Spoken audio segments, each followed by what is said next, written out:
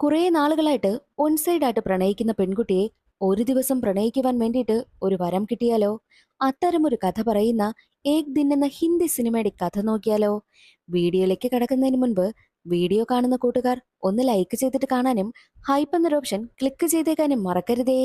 കഥ ആരംഭിക്കുമ്പോൾ നായകനായി ദിനേശിനെ കാണിക്കുന്നു. ഐ.ടി കമ്പനിയിൽ ജോലി ചെയ്യുകയാണ് ദിനേശ്.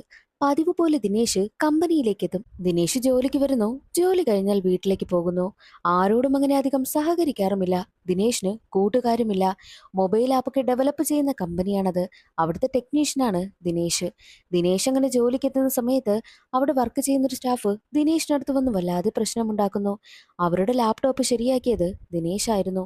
എന്നാൽ ഇപ്പോൾ ആ ലാപ്ടോപ്പ് ശരിയായിട്ടേ ഇല്ല എന്ന് പറഞ്ഞാണ് ബഹളമുണ്ടാക്കുന്നത്. അവരെ സപ്പോർട്ട് ചെയ്യുവാൻ വേണ്ടിയിട്ട് മറ്റൊരാൾ കൂടി എത്തുന്നുണ്ട്. എന്നാൽ അവർ രണ്ടുപേരും പറയുന്നത് കേട്ട് സഹികെട്ട ദിനേശ് ആ ഒരു ലാപ്ടോപ്പിലുണ്ടായിരുന്ന കാര്യങ്ങളൊക്കെ തുറന്നു പറയുന്നു. എല്ലാം ഉണ്ടായിരുന്നത് മോശമായിട്ടുള്ള വീഡിയോകളാണത്രേ. അതറിഞ്ഞതോടുകൂടി ആ പെൺകുട്ടി നാണം കെട്ടാണ് അവിടെ നിന്ന് തിരിച്ചു പോകുന്നത്. എടാ ദിനേശേ, ഇതൊക്കെ നിനക്ക് ഇങ്ങനെ പബ്ലിക്കായിട്ട് പറയുവാനായിട്ട് നാണമുണ്ടോ? അതൊന്നും അങ്ങനെ പറയരുതെന്ന് പറഞ്ഞിട്ടാണ് ആ സപ്പോർട്ട് ചെയ്യാൻ വന്നവനും അവിടെ നിന്ന് പോകുന്നത്. ദിനേശിന്റെ കുടുംബത്തെ പറ്റി നോക്കുകയാണെങ്കിൽ അച്ഛനും അമ്മയ്ക്കും ഒരേ ഒരു മകനാണ് ദിനേശ്. ദിനേശിന്റെ അച്ഛൻ മരണപ്പെട്ടു പോയി. അമ്മ ഇപ്പോൾ ഉള്ളത് ആഗ്രയിലാണ്. അവിടെയാണ് അമ്മ ജോലി ചെയ്യുന്നതും. എന്നാൽ അമ്മ എപ്പോഴും ദിനേശിനെ വിളിക്കാറുമുണ്ട്. ദിനേശിന് വേണ്ടിയിട്ട് പെണ്ണ് നോക്കുന്ന കാര്യമൊക്കെ അമ്മ പറയും. പക്ഷേ അതിനൊന്നും അവന് താല്പര്യമേ ഇല്ല. ദിനേശിന്റെ മനസ്സിൽ തന്നെ ഒരു ചിന്തയുണ്ട്. അവൻ കാണാൻ കൊള്ളില്ല, അവനോട് സംസാരിക്കാൻ കൊള്ളില്ല, അങ്ങനെയൊക്കെയുള്ളൊരു ക്യാരക്ടറാണ് താനെന്ന് ഒരു ഇമേജ് അവനുണ്ട്. അതുകൊണ്ട് തന്നെ താൻ പെണ്ണ് കാണുവാൻ പോയാലും പെൺകുട്ടിക്ക് തന്നെ ഇഷ്ടമാകുമോ എന്ന ചിന്തയും അവനുണ്ട്.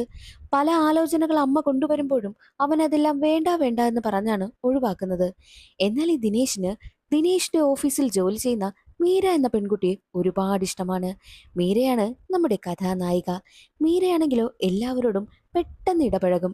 അവരുമായിട്ട് പെട്ടെന്ന് ഫ്രണ്ട്സ് ആവും.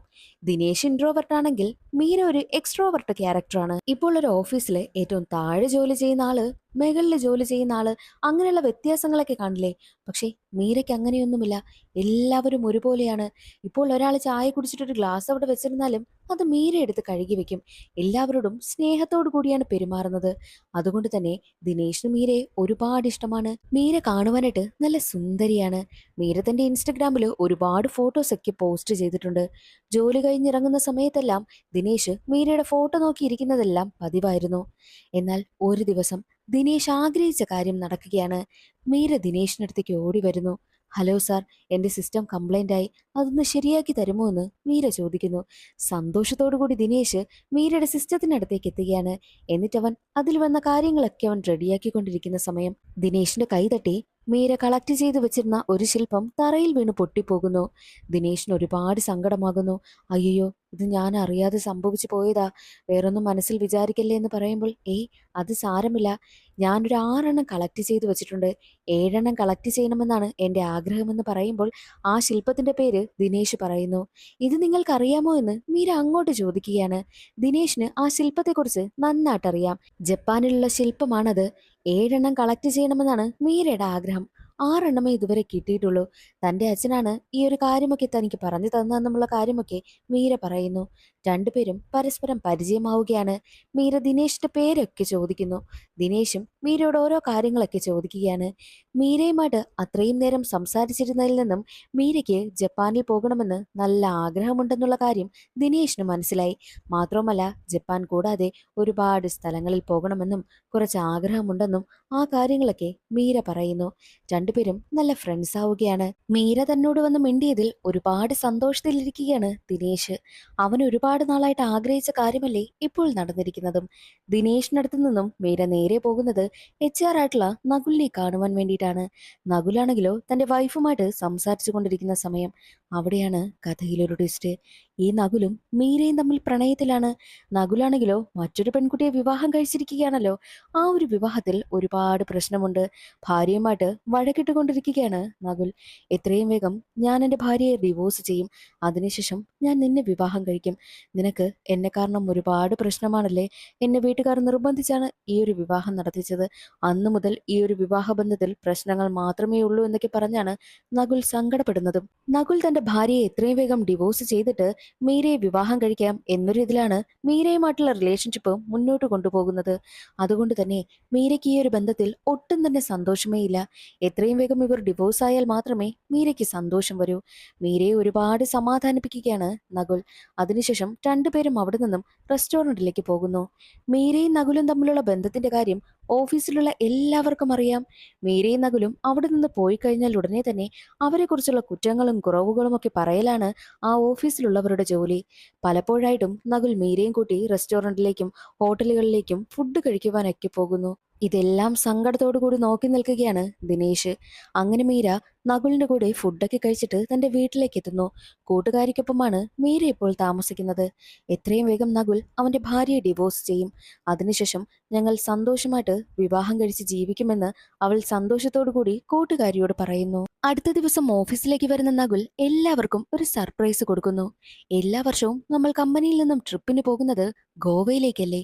എന്നാൽ ഇത്തവണ നമ്മൾ പോകുന്നത് ഗോവയിലേക്കല്ല, 5 ദിവസത്തേക്ക് ജപ്പാനിലേക്കാണെന്ന് പറയുന്നു. അത് കേട്ടതും എല്ലാവർക്കും സന്തോഷമാകും. ഈ സന്തോഷം നമ്മൾ ആഘോഷിക്കണമെന്ന് പറഞ്ഞ് എല്ലാവരോടും ആഘോഷിക്കുവാനായും പറയുന്നു. അതിനുശേഷം നകുൽ നേരെ വരുന്നത് മീരയ്ക്കടുത്തേക്ക്. ഞാൻ ജപ്പാനിലേക്ക് ട്രിപ്പ് പ്ലാൻ ചെയ്തത് നിനക്ക് വേണ്ടിയിട്ടാണ്. എല്ലാവരും 5 ദിവസത്തേക്കാണ് ട്രിപ്പിന് വരുന്നത്. പക്ഷേ നമ്മൾ 2 ദിവസം കൂടി ജപ്പാനിൽ നിൽക്കും. അവിടെ റൂമെടുത്ത് നമുക്കവിടെ എൻജോയ് ചെയ്യാമെന്നും നകുൽ പറയുന്നു. അത് കേൾക്കുന്ന മീര പറയുന്നതോ, നീ ആദ്യം ഡിവോഴ്സ് ചെയ്. ഡിവോഴ്സ് ഒന്നും ആകാതെ ഒരുമിച്ച് താമസിക്കുന്നതിനോടൊന്നും എനിക്ക് താല്പര്യമില്ല എന്ന് മീര പറയുമ്പോഴും അതിനൊന്നും നകുൽ സമ്മതിക്കുന്നതേയില്ല. അവസാനം നകുലിന്റെ നിർബന്ധത്തിന് വഴങ്ങുകയാണ് മീര. പറഞ്ഞതുപോലെ തന്നെ കൃത്യമായ ഡേറ്റ് എത്തി എല്ലാവരും 5 ദിവസത്തേക്ക് ജപ്പാനിലേക്ക് ട്രിപ്പ് പോകുന്നു. എല്ലാവർക്കും നല്ല സന്തോഷമാണ്. ജപ്പാനിൽ അവർ അടിച്ചു പൊളിക്കുകയും ചെയ്യുന്നു. സ്നോയിലൊക്കെ അവർ കളിക്കുകയും ഒക്കെ ചെയ്യുകയാണ്. എന്നാൽ മീരയാണെങ്കിലോ തന്റെ ഫേവറേറ്റ് ആയിട്ടുള്ള ശില്പം കളക്ട് ചെയ്യുന്നു. അതിൽ 7ാമത്തെ ശില്പം ഇതുവരെയായിട്ടും അവൾക്ക് കിട്ടിയതേയില്ല. അതാണ് അതിന്റെ മാസ്റ്റർ ആയിട്ടുള്ള ശില്പം. ഇതുവരെയും കിട്ടാത്തതിന്റെ സങ്കടവും അവൾക്കുണ്ടായിരുന്നു. നകുലും മീരയും സ്കേറ്റ് ചെയ്യുന്ന സമയത്ത് വീഴാൻ പോകുന്ന മീരയെ നകുൽ പിടിക്കുന്നതുമൊക്കെ ദിനേശ് കാണുന്നുണ്ട്. താൻ പ്രണയിക്കുന്ന പെൺകുട്ടി മറ്റൊരുത്തനൊപ്പം നടക്കുന്നതൊന്നും ദിനേശിനത്ര ഇഷ്ടമാകുന്നതേയില്ല. അവനതിന്റെ സങ്കടമുണ്ട്. സ്കേറ്റിംഗ് നടക്കുന്ന സമയത്ത് മീരയെ തന്നെ നോക്കി നിൽക്കുന്നത് കൊണ്ട് തന്നെ ദിനേശ് തന്റെ കൂട്ടുകാരനെ പിടിക്കുവാനായിട്ട് മറന്നുപോയി. അവൻ വന്ന് വീഴുകയാണ്. എന്താടാ ദിനേശേ നിനക്ക് പറ്റിയത്? കുറച്ചു നാളായിട്ട് ഞാൻ ശ്രദ്ധിക്കുന്നുണ്ടല്ലോ, നീ ആ മീരയെ തന്നെ നോക്കി നിൽക്കുകയാണല്ലോ എന്ന് ചോദിക്കുമ്പോൾ, ഏയ് അതൊന്നുമില്ല അണ്ണാന്ന് സങ്കടത്തോടു കൂടിയാണ് ദിനേശ് മറുപടി പറയുന്നതും. അതേ സമയമായിരുന്നു അവിടെയുണ്ടായിരുന്നൊരു മണി കാണുന്നത്. ആ മണിയുടെ പ്രത്യേകത എന്തെന്നാൽ, എന്തെങ്കിലും ആഗ്രഹം മനസ്സിൽ വിചാരിച്ചിട്ട് ആ മണി അടിക്കണം, എങ്കിലത് നടക്കുമെന്നാണ് ജപ്പാൻകാരുടെ വിശ്വാസം.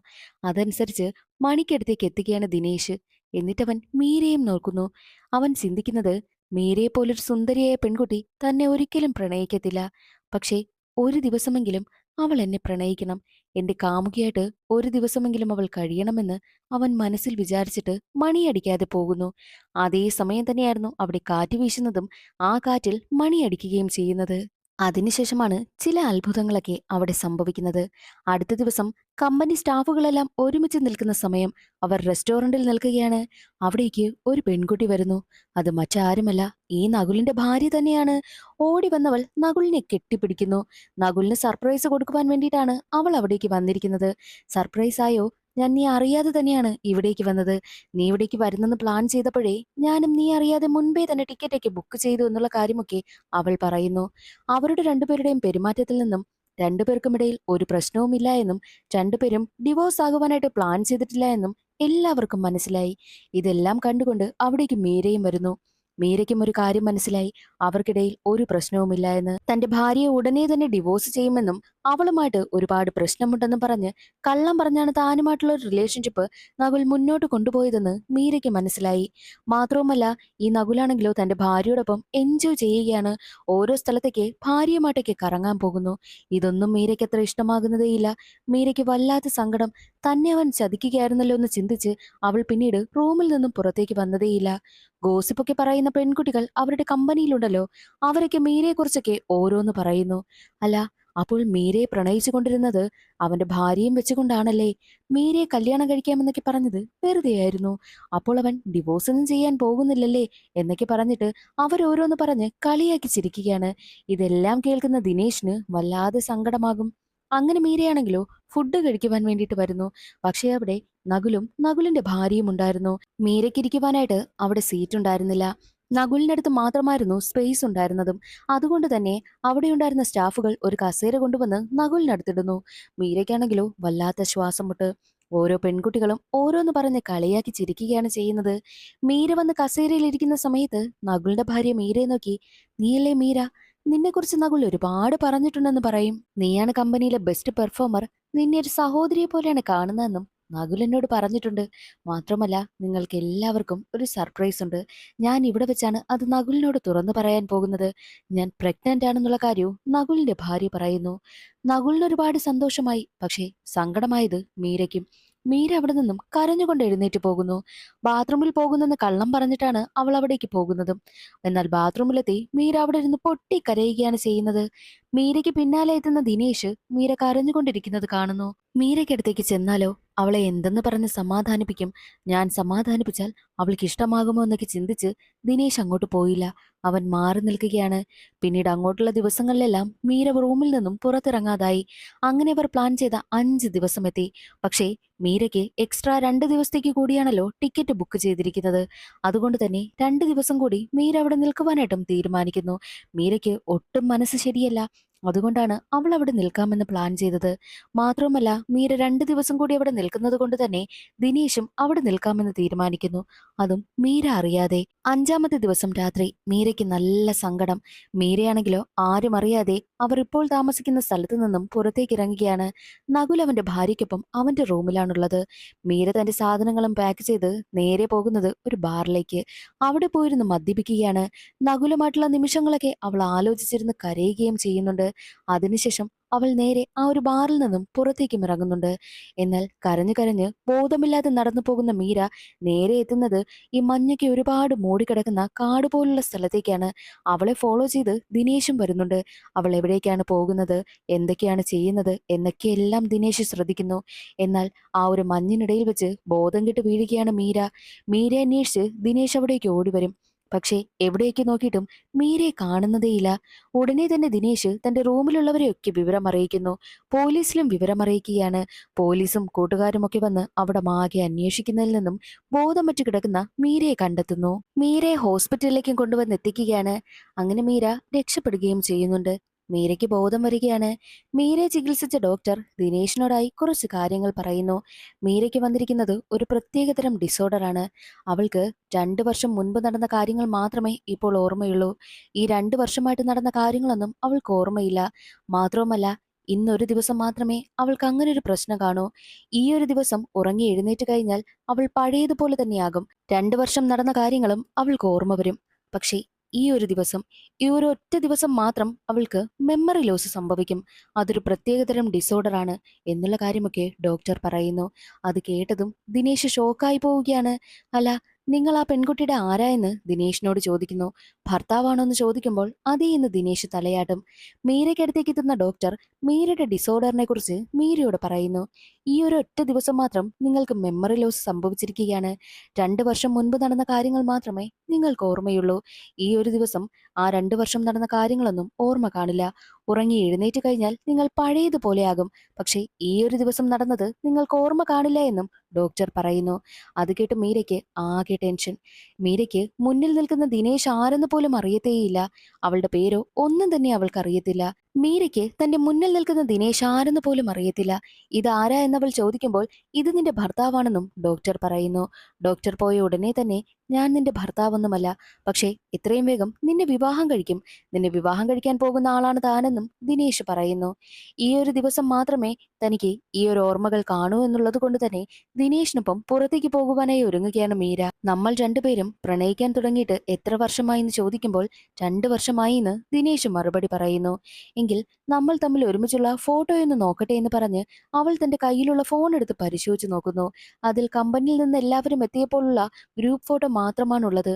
ഇതിലൊരു ഗ്രൂപ്പ് ഫോട്ടോ മാത്രമല്ലേ ഉള്ളൂ.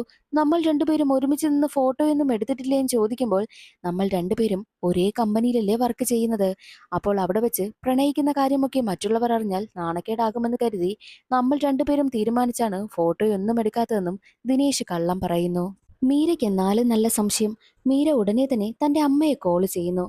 കോൾ എടുത്ത ഉടനെ തന്നെ അമ്മ ചോദിക്കുന്നത്, ജപ്പാനിൽ നീ ഇന്ന് നിന്റെ കാമുകനായിട്ടുള്ള നകുലും പോയിട്ട് ഒരുമിച്ചല്ലല്ലോ താമസിക്കുന്നത്, രണ്ടുപേരും രണ്ട് റൂമിലാണല്ലോ എന്നൊക്കെ ചോദിക്കുമ്പോൾ തന്റെ കാമുകന്റെ പേര് നകുൽ എന്നാണുള്ള കാര്യം മീരയ്ക്ക് മനസ്സിലായി. മീര ഉടനെ തന്നെ തിരിഞ്ഞ് ദിനേശിനെ നോക്കിയിട്ട് നിന്റെ പേരെന്താന്ന് ചോദിക്കുന്നു. അപ്പോൾ ദിനേശ് ആണെങ്കിലോ നകുൽ എന്ന് കള്ളം പറയുകയാണ്. അതോടെ ഈ നിൽക്കുന്നതാണ് തന്റെ കാമുകനെന്നും മീര ചിന്തിക്കുന്നു. അങ്ങനെ രണ്ടുപേരും അവിടെ നിന്ന് നടന്നു പോകുന്ന സമയം മീരയുടെ കോട്ടിന്റെ പോക്കറ്റില് ജപ്പാനിൽ വന്നു കഴിഞ്ഞാൽ എവിടെയൊക്കെ പോകണമെന്ന് അവൾ ആഗ്രഹമുള്ള സ്ഥലങ്ങളൊക്കെ എഴുതിയിട്ടില്ലേ, അതുണ്ടായിരുന്നു.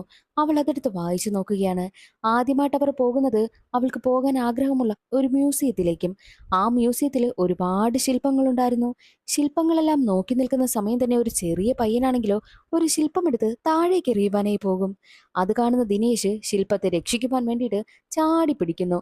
പക്ഷെ അവൻ വന്നു വീണതോ മറ്റ് ശില്പങ്ങൾക്ക് മുകളിലേക്ക്. അതോടെ 2 ലക്ഷം രൂപയുടെ നാശനഷ്ടമുണ്ടാവുകയാണ്. 2 ലക്ഷം രൂപയും കെട്ടിവെച്ചിട്ടാണ് ദിനേശും മീരയും അവിടെ നിന്നിറങ്ങുന്നത്. മീരയ്ക്കാണെങ്കിൽ വല്ലാതെ ചിരി വരും. എന്നാൽ ഇതേ പയ്യൻ തന്നെ ദേ റോഡിന്റെ നടുവിൽ കയറിയിരിക്കുന്നു. വണ്ടിക്കാരനാണെങ്കിലോ ഈ പയ്യനെ കാണുന്നതുമില്ല. വണ്ടിക്കാരൻ അതൊന്നും കാണാതെ വണ്ടി ഓടിച്ചു കൊണ്ടുവരും. അത് കാണുന്ന ദിനേശ് പയ്യനെ രക്ഷിക്കുവാൻ വേണ്ടിയിട്ട് നേരെ ചാടി റോഡിലേക്ക് ഇറങ്ങുന്നു. എന്നിട്ട് ആ പയ്യനെ തള്ളി മാറ്റും. ഭാഗ്യത്തിനാണ് അയാൾ ബ്രേക്ക് പിടിച്ചത്. അതുകൊണ്ട് ദിനേശിനൊന്നും സംഭവിച്ചതേയില്ല. മീര അവനെ ഒരുപാട് വഴക്ക് പറയും. നീ എന്തിനാ അങ്ങനെയൊക്കെ ചെയ്തത്, ഇപ്പോൾ എന്തെങ്കിലും സംഭവിച്ചിരുന്നെങ്കിലോ എന്നൊക്കെ പറഞ്ഞ് മീര വല്ലാതെ ടെൻഷനാകുന്നു. ആഹാ കൊള്ളാലോ, ഇവൾ എനിക്ക് വേണ്ടിയിട്ടും സങ്കടപ്പെടുന്നുണ്ടല്ലോ എന്നൊക്കെ ആലോചിച്ച് അവൻ ഒരുപാട് സന്തോഷമാകുന്നു. എന്നാൽ അവനാണെങ്കിലോ ടെക്നിക്കലായിട്ട് കുറേ കാര്യങ്ങൾ പറയുകയാണ്. ആ പയ്യന് പൊക്കം കുറവല്ലേ, എനിക്ക് പൊക്കം കൂടുതലല്ലേ, അപ്പോൾ വണ്ടിക്കാരൻ ഉറപ്പായിട്ടും എന്നെ കാണാൻ കഴിയുമല്ലോ എന്നിങ്ങനെയൊക്കെ ടെക്നിക്കലായിട്ട് പറയുന്നു. അത് കേൾക്കുന്ന മീര ആ ശരി ശരി, എന്തായാലും ഇനി ഇതുപോലെയൊന്നും കാണിക്കരുതെന്നും ദിനേശിനോട് പറയും. എന്നിട്ട് അവൾ ഒരുപാട് സീ ഫുഡൊക്കെ വാങ്ങി കഴിക്കുകയാണ്. പക്ഷേ അവൾക്ക് അതിനെക്കുറിച്ച് വലിയ ഐഡിയ ഒന്നുമില്ല. അതെല്ലാം കാണുന്ന ദിനേശ് വല്ലാതെ ചിരിക്കുന്നു. രണ്ടുപേരും ഫുഡൊക്കെ കഴിച്ചിട്ട് പുറത്തേക്ക് ഇറങ്ങുന്ന സമയം ദിനേശിനെ അമ്മ കോൾ ചെയ്യുകയാണ്. വളരെ മര്യാദയോട് കൂടിയാണ് ദിനേശ് അമ്മയോട് ഫോണിൽ സംസാരിക്കുന്നത്. കൊള്ളാലോ ഇവൻ, എന്ത് നീറ്റായിട്ടാ അമ്മയോട് സംസാരിക്കുന്നത്. അമ്മയ്ക്ക് ഇത്രയും സ്നേഹവും റെസ്പെക്റ്റും കൊടുക്കുന്ന ഒരു പയ്യനാണല്ലോ തന്റെ കാമുകൻ എന്നൊക്കെ മീര ചിന്തിക്കുന്നു. കോള് കട്ട് ചെയ്തതിന് ശേഷം ഇന്നെന്റെ പിറന്നാളാ, അമ്മ വിഷ് ചെയ്യുവാൻ വേണ്ടിയിട്ടാണ് വിളിച്ചതെന്നും ദിനേശ് പറയുന്നു. ആണോ, അതുകൊണ്ടാണോ നമ്മുടെ ആ ഒരു ട്രിപ്പ് 2 ദിവസത്തേക്ക് കൂടി എക്സ്റ്റെൻഡ് ചെയ്തതെന്നൊക്കെ മീര ചോദിക്കുന്നു. അതേ എന്ന് ദിനേശും സമ്മതിക്കും. അതിനുശേഷം മീരയുടെ വിഷ് ലിസ്റ്റിലുള്ള സ്ഥലങ്ങളൊക്കെ കാണാൻ പോകുവാനായിട്ടും അവർ തീരുമാനിക്കുകയാണ്. അതിനു മുൻപായിട്ട് മീരയുടെ ഫോൺ ചീത്തയായിരുന്നു. ഫോൺ ശരിയാക്കുവാൻ വേണ്ടിയിട്ട് ഒരു കടയിൽ കൊടുത്തിരിക്കുകയാണ്. ആ കടയിൽ പോയി മൊബൈൽ ഫോണും വാങ്ങുന്നു. വാങ്ങിയ ഉടനെ തന്നെ അവൾ വാട്സപ്പിൽ വന്ന ആദ്യത്തെ മെസ്സേജ് എടുത്തു നോക്കും. അത് നകുലിന്റെ മെസ്സേജാണ്. ഒരുപാട് സോറി അയച്ചിട്ടുണ്ട്. അല്ല, നീ എന്തിനാ എനിക്കിങ്ങനെ ഒരുപാട് സോറി അയച്ചിരിക്കുന്നതെന്ന് ദിനേശിനോട് ചോദിക്കുന്നു. ദിനേശ് ആണല്ലോ നകുൽ എന്ന പേര് കള്ളം പറഞ്ഞിരിക്കുന്നത്. മെസ്സേജ് അയച്ചിരിക്കുന്നത് HR മാനേജറും. അതോ അത് നമ്മൾ തമ്മിൽ ചെറിയൊരു സൗന്ദര്യ പിണക്കമുണ്ടായി, അതുകൊണ്ടാണ് ഞാൻ സോറി ചോദിച്ചത്. നീ ഇപ്പോൾ മെസ്സേജ് ഒന്നും നോക്കണ്ട എന്ന് പറഞ്ഞ് ഫോൺ ഓഫാക്കി വെക്കുവാനേയും പറയും. അങ്ങനെ അവർ ഒരുപാട് സ്ഥലങ്ങൾ കാണുവാനേയും പോകും. അവസാനം സ്ഥലങ്ങളൊക്കെ കണ്ട് കണ്ട് ഇവർ നേരെ ട്രെയിനിൽ കയറുവാനായിട്ട് എത്തുന്നു. അപ്പോഴേക്കും ട്രെയിൻ പോയിരുന്നു. അതുകൊണ്ട് തന്നെ അന്നേ ദിവസം മുഴുവൻ അവർ അവിടെ ഉണ്ടായിരുന്ന ഒരു സൂപ്പർ മാർക്കറ്റിലാണ് ടൈം സ്പെൻഡ് ചെയ്യുന്നത്. ദിനേശ് ഒറ്റയ്ക്കിരിക്കുന്ന സമയത്ത് ദിനേശിനടുത്തേക്ക് ഒരു കപ്പ് കേക്കുമായിട്ട് എത്തുന്നു. അന്ന് അവന്റെ ബർത്ത്ഡേ ആണല്ലോ. ബർത്ത്ഡേ ആ ഒരു കപ്പ് കേക്ക് മുറിച്ച് അവൾ ആഘോഷിക്കും. ദിനേശിന് ഒരുപാട് സന്തോഷമാകും. അല്ല, നീ എന്നെ ആദ്യമായിട്ട് എങ്ങനെയാ പ്രപ്പോസ് ചെയ്തത്, ഒന്ന് അതുപോലെ എന്നെ പ്രപ്പോസ് ചെയ്തേ എന്ന് ദിനേശിനോട് മീര ചോദിക്കുന്നു. ദിനേശ് ആണെങ്കിലോ കുറെ സിനിമയിലെ ഡയലോഗൊക്കെ പറയുമ്പോൾ ഇതല്ല, നീ മനസ്സിൽ നിന്ന് പറ, നീ മനസ്സിൽ നിന്നും എന്നെ പ്രപ്പോസ് ചെയ്യുന്നും അവൾ പറയുന്നു. അങ്ങനെ അവൻ മനസ്സിൽ നിന്നും കുറേ ഡയലോഗ് പറയുകയാണ്. ആരുമില്ലാതെ ഒറ്റയ്ക്കായിരുന്ന എന്നെ നീയാണ് പ്രണയിച്ചത്, എന്നിലെ മനുഷ്യനെ നീയാണ് കണ്ടത് എന്നൊക്കെയുള്ള രീതിയിലൊക്കെ അവൻ കുറേ ഡയലോഗ് പറയുന്നു. അവസാനം അവളോട് ഐ ലവ് യു എന്നും പറയുകയാണ്. അത് കേട്ട മീര അവനെ കെട്ടിപ്പിടിക്കുന്നു. എന്നിട്ട് രണ്ടാളും പഴയതുപോലെ തന്നെ അവരുടെ ഹോട്ടൽ റൂമിലേക്കും എത്തുന്നു. അതേസമയം മീരയുടെ ജാക്കറ്റ് അഴിക്കുവാനായിട്ട് അവൾക്ക് കഴിയുന്നുണ്ടായിരുന്നില്ല. ജാക്കറ്റ് അഴിക്കുവാനായിട്ട് സഹായിച്ചത് ദിനേശ് ആയിരുന്നു. അപ്പോഴേക്കും ദിനേശിനോടൊരു ഫീലിങ്സ് ഒക്കെ മീരയ്ക്ക് തോന്നുന്നു. മീര അവനെ കെട്ടിപ്പിടിക്കുകയാണ്. എന്തായാലും ഈ ഒരു ദിവസം കൊണ്ട് തന്നെ നിന്നെ ഞാൻ ഒരുപാട് സ്നേഹിച്ചു. ഇതിൽ നിന്നും നീ എത്ര നല്ല മനുഷ്യനാണെന്നുള്ള കാര്യം എനിക്ക് മനസ്സിലായി. നീയാണ് നല്ല കാമുകൻ എന്നൊക്കെ പറഞ്ഞ് അവനെ വീണ്ടും കെട്ടിപ്പിടിക്കുമ്പോഴോ ദിനേശിന് വല്ലാതെ കുറ്റബോധം തോന്നുന്നു. മീര അതിരുവിടുകയാണല്ലോ എന്ന് ചിന്തിച്ച ദിനേശ് അയ്യോ ഇത് തെറ്റായി പോയല്ലോ എന്ന് ചിന്തിച്ച് അവളെ തള്ളി മാറ്റുന്നു. എന്നിട്ടവൻ നടന്ന കാര്യങ്ങളെല്ലാം തുറന്നു പറയുകയാണ്. എന്റെ പേര് നകുലെന്നല്ല, ദിനേശ് എന്നാണ്. ഞാൻ നീ വർക്ക് ചെയ്യുന്ന കമ്പനിയിലെ ഒരു സ്റ്റാഫ് മാത്രമാ. ആ കമ്പനിയിലെ HR മാനേജറായിട്ടുള്ള നകുലുമായിട്ടാണ് നീ പ്രണയത്തിലായതെന്നുള്ള കാര്യമൊക്കെ ദിനേശ് തുറന്നു പറയുന്നു. അത് കേട്ടതോടുകൂടി അവൾ വല്ലാതെ ഷോക്കായി പോവുകയാണ്. അവൾ ഒരുപാട് അലറി കരയുന്നു. എന്നിട്ട് ദിനേശിനെ ഒരുപാട് അടിക്കുകയും അവനെ തന്റെ റൂമിൽ നിന്നും ഇറക്കി വിടുകയും ചെയ്യുന്നു. തന്റെ ഫോൺ എടുത്ത് മീര ഫോട്ടോസ് ഒക്കെ ചെക്ക് ചെയ്യും.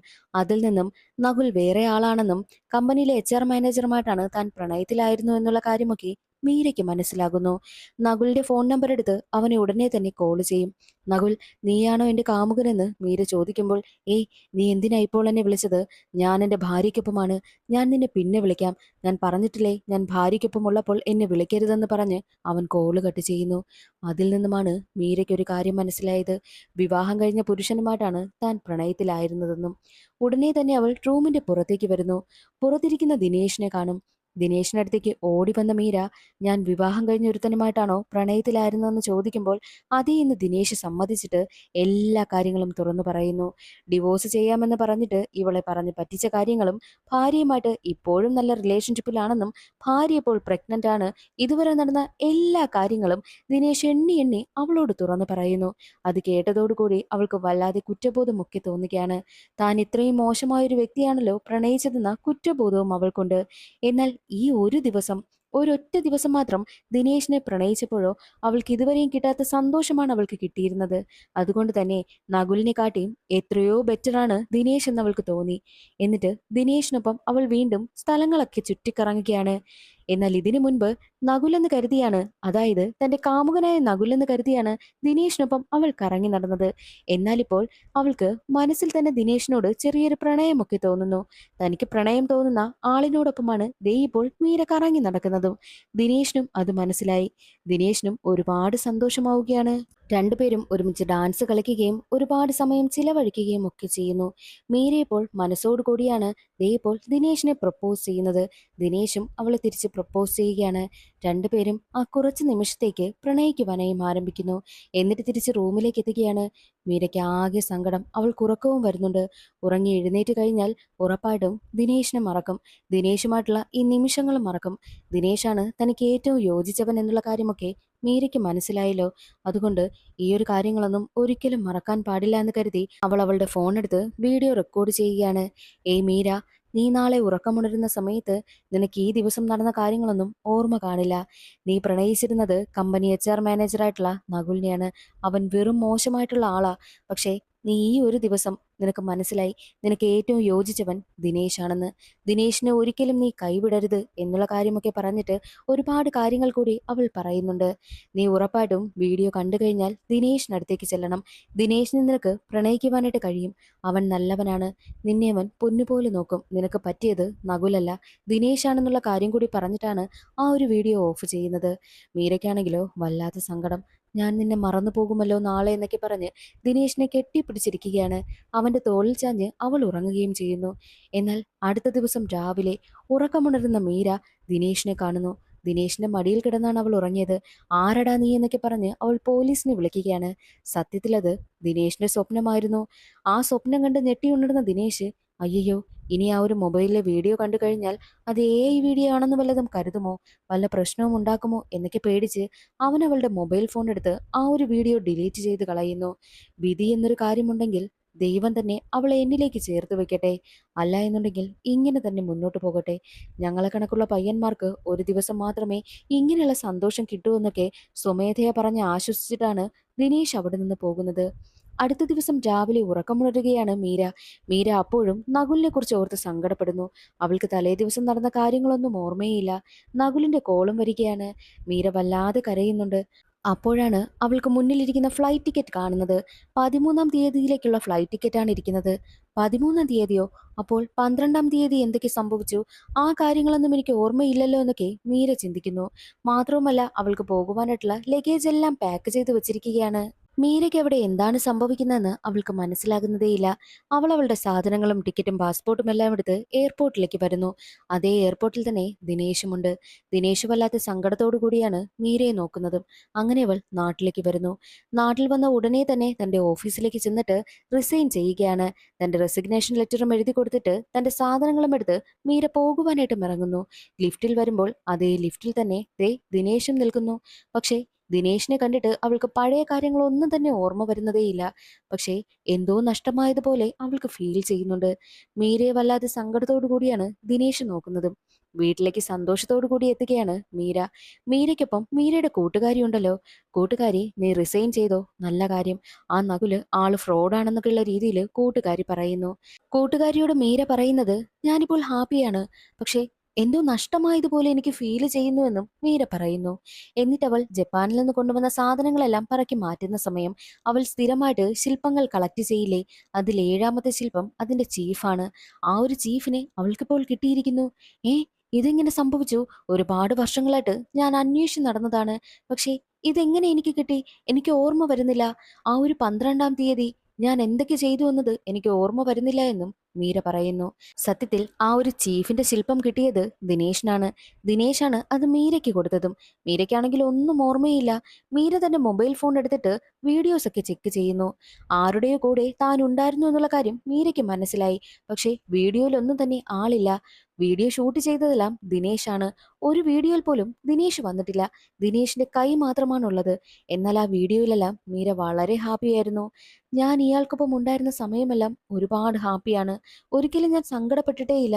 അങ്ങനെയുള്ള ആൾ എന്റെ ജീവിതകാലം മുഴുവൻ എന്റെ കൂടെ വേണം. അതാരാണെന്ന് എനിക്ക് കണ്ടുപിടിക്കണമെന്നും മീര തീരുമാനിക്കുന്നു. അപ്പോഴാണ് മീര തന്റെ മെയിലിൽ ഒരു മെയിൽ വന്ന് കിടക്കുന്നത് അവൾ കാണുന്നത്. അത് ഡോക്ടറിന്റെ സർട്ടിഫിക്കറ്റ് ആയിരുന്നു. മീരയ്ക്ക് ഒരു ദിവസം മാത്രം വരുന്ന ഒരു ഡിസോർഡർ വന്നിരുന്നു എന്നുള്ള കാര്യമൊക്കെ മീര മനസ്സിലാക്കി ഡോക്ടറിനെ വിളിക്കുന്നു. അന്നേ ദിവസം എനിക്കിപ്പം ആരായിരുന്നു ഉണ്ടായിരുന്നെന്ന് ചോദിക്കുമ്പോൾ ആ പയ്യൻ എന്നോട് പറഞ്ഞത് നിന്റെ ഭർത്താവാണെന്നാണ്.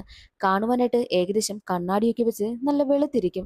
അവന്റെ കണ്ണാടിയിൽ ചെറിയൊരു മാർക്കും ഉണ്ടെന്നുള്ള കാര്യം ഡോക്ടർ പറയുന്നു. എന്നാൽ മറ്റൊരു വശത്ത് ദിനേശിനെയാണ് കാണിക്കുന്നത്. ദിനേശ് വല്ലാത്ത ഡിപ്രഷനില. ദിനേശിന് മീരയെക്കുറിച്ച് ആലോചിച്ച് വല്ലാത്ത സങ്കടം. മാത്രമല്ല ദിനേശിന്റെ കണ്ണാടി പൊട്ടിപ്പോയത് കൊണ്ട് തന്നെ ആ ഒരു കണ്ണാടി മാറ്റി മറ്റൊരു കണ്ണാടിയും വെച്ചിരുന്നു. ദിനേശിനെ കാണുവാൻ വേണ്ടിയിട്ട് അവന്റെ അമ്മയും എത്തിയിട്ടുണ്ട്. എന്താടാ മോനെ നിനക്ക് പറ്റിയത്? നീ വല്ലാത്തൊരു കോലത്തിലായല്ലോ എന്നൊക്കെ അമ്മ ചോദിക്കും. അമ്മയോട് ദിനേശ് ജപ്പാനിൽ നടന്ന കാര്യങ്ങളെല്ലാം സങ്കടത്തോടു കൂടി തുറന്നു പറയുന്നു. അത് കേട്ട അമ്മ, എന്തായാലും അവൾക്ക് ഓർമ്മ വന്ന് കാണില്ലേ ആ നകുൽ മോശമായിട്ടുള്ള ഒരാളാണെന്ന്. ഉറപ്പായിട്ടും അവർ തമ്മിൽ ബ്രേക്കപ്പ് ആയി കാണും. നീ അവളെ കണ്ടുപിടിക്ക്, എന്നിട്ട് അവളോട് സംസാരിക്ക്. നടന്ന കാര്യങ്ങളെല്ലാം അവളോട് തുറന്നു പറയ്. നിനക്കവളെ ഇഷ്ടമാണെങ്കിൽ അവളെ തന്നെ നീ കണ്ടെത്തണമെന്നും അമ്മ പറയുന്നു. അങ്ങനെ അവനാണെങ്കിലോ നേരെ മീരയെ അന്വേഷിച്ച് പോവുകയാണ്. മീരയാണെങ്കിലോ തനിക്കിപ്പം അന്നേ ദിവസം ഉണ്ടായിരുന്ന ആളാരാണെന്ന് അന്വേഷിച്ച് നടക്കുന്നു. ആ ഒരു മാർക്കുള്ള കണ്ണാടിയെ നോക്കി നടക്കുകയാണ്. രണ്ടുപേരും ഒരു സൂപ്പർ മാർക്കറ്റിൽ വെച്ച് കണ്ടുമുട്ടും. മീര ദിനേശിനെ കാണുമ്പോഴോ ഏയ് ദിനേശ് എന്ന് പറഞ്ഞ് പരിചയമുള്ളതുപോലെ തന്നെയാണ് ഇടപഴകുന്നത്. കാരണം ഇവർ രണ്ടുപേരും ഒരേ കമ്പനിയിലാണല്ലോ വർക്ക് ചെയ്യുന്നത്. പക്ഷേ ആ ഒരു ദിവസം സ്പെൻഡ് ചെയ്ത ആള് ദിനേശാണെന്നുള്ള കാര്യം മീരയ്ക്ക് അറിയത്തില്ല. ദിനേശാണെങ്കിലോ മീരെ, എനിക്ക് നിന്നോടൊരു കാര്യം തുറന്നു പറയണമെന്നും പറയുമ്പോൾ അവിടെ ഒരു സ്ത്രീ നിന്നിട്ട് തക്കാളി എടുത്തു വെച്ച് വല്ലാതെ വഴക്കുണ്ടാക്കിക്കൊണ്ടിരിക്കുന്നു. അത് കാണുന്ന ദിനേശ് ടെക്നിക്കലായിട്ട് കുറച്ച് കാര്യങ്ങളൊക്കെ പറയുകയാണ്. അവനീ ടെക്നിക്കലായിട്ട് സംസാരിക്കുന്നതൊക്കെ കേൾക്കുമ്പോൾ മീരയ്ക്ക് മുൻപ് എപ്പോഴോ ഇങ്ങനെയൊക്കെ സംഭവിച്ചിട്ടുണ്ടല്ലോ, ടെക്നിക്കലായിട്ടൊക്കെ സംസാരിച്ചിട്ടുണ്ടല്ലോ.